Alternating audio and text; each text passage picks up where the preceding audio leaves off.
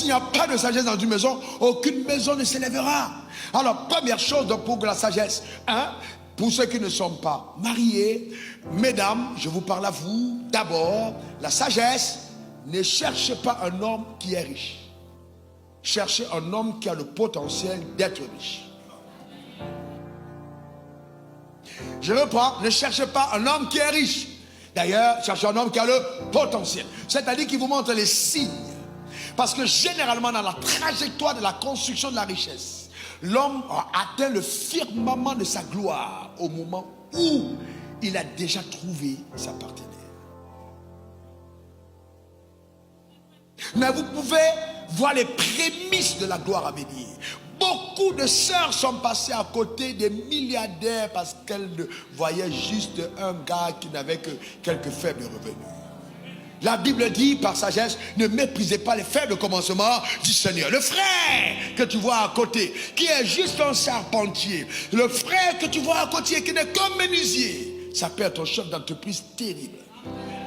Que Dieu dissimule dans cet état en attendant ton entrée. Et ta venue dans sa vie va pousser sa vie à une autre dimension. Et c'est très important. Il faut bien comprendre que quand la femme est dans une vie, elle vient apporter quelque chose, elle aide le frère. Il y a des sœurs dans la vie d'un homme qui aident cet homme à aller à un autre niveau.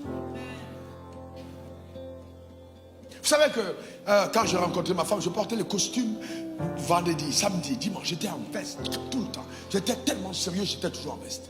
Et puis un jour, elle m'a dit, mais il faut être un peu relax. J'étais trop sérieux, costume, tout le temps, costume. Tu étais toujours en costume. Elle m'a dit, bon, il faut que tu... voilà, donc, faites un peu relax. Donc, c'est avec elle que j'ai appris à porter des jeans, à porter des baskets. Et donc, elle a participé à mon rajeunissement. Voyez-vous? J'étais toujours sérieux, un gars qui... Vous savez, toujours. Même rire était difficile. J'ai appris à rire. J'ai appris à rire. La vie est belle, il faut rire. Souris un peu, mon frère. Il faut apprendre à rire. Donc il y a des gens qui sont dans ta vie qui apportent quelque chose. Donc il ne faut pas toujours te dire, il faut que le gars... Non, le gars peut... Mais le gars doit travailler. Il faut pas... Non, il doit travailler. Il doit travailler. S'il n'a pas de travail, ce n'est pas la peine. Fuis-le. Un homme qui ne travaille pas vient vers toi, fuis-le. Dis le pasteur, dit fuis-le. Mais n'attends pas que ce soit un gars qui atteint des certains niveaux. Parce qu'avant d'arriver là, on l'aura déjà attrapé en chemin. On l'a attrapé en chemin. Regardez bien la croissance des hommes. Vous allez vous rendre compte que c'est vers la quarantaine que les hommes commencent à avoir une percée réelle dans le domaine des finances. Vers la quarantaine. Pourquoi? Parce que avant la quarantaine, ils commencent à avoir la courbe descendante. Où l'énergie du bas commence à régresser. Et donc toutes les pulsions de l'énergie montent vers le haut. Et donc là, en ce moment, Dieu, qui sait exactement pourquoi il a mis l'alliance sur le kiki et non sur le dos, affaiblit le kiki pour que ta tête penche au ciel.